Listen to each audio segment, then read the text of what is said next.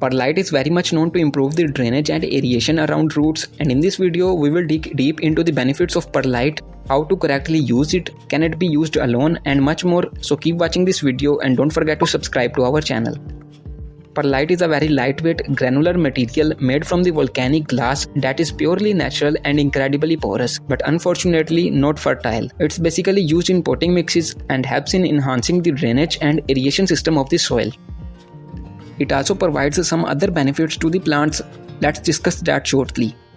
Perlite is very lightweight, that is best for container plants and for rooftop gardening. Perlite also makes the soil very porous, and that is extremely helpful for making the gaseous exchange better and better around the roots. It's an extremely useful thing for enhancing the root growth. Perlite also retains just an ideal amount of moisture in the soil, not so much and not so less, which is again a very useful thing.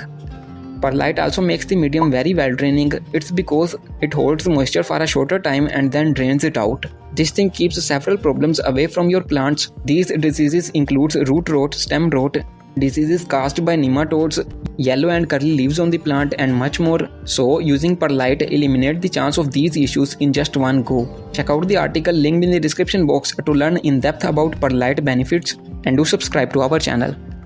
Using perlite in a correct way is also an important thing.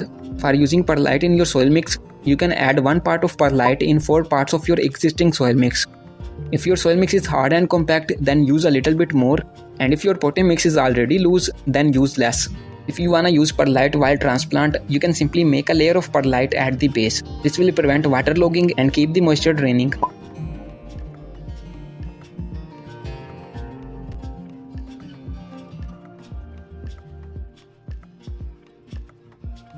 Perlite can also be used in your seed starter. Simply include 1 part of perlite in 3 parts of your seed starter.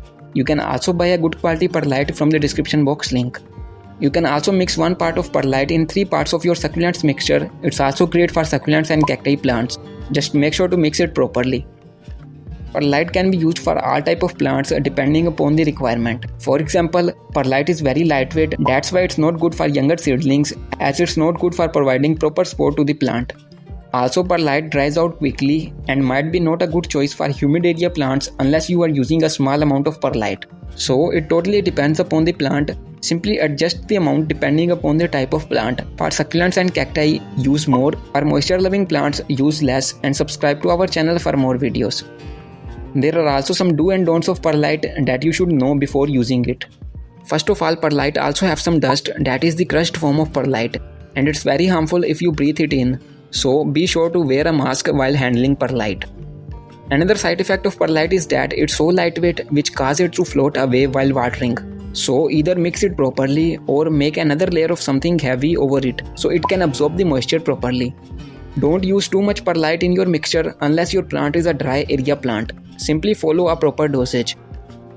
Perlite don't have any nutrition in it, so that's why using it alone is not a good choice. The ideal way is to make a mix of such ingredients. There are many soil amendments. Feel free to take a look in the description box. One of them is compost that can be used to add nutrients into your mixture. Here is a detailed video to turn your kitchen's waste into high quality compost.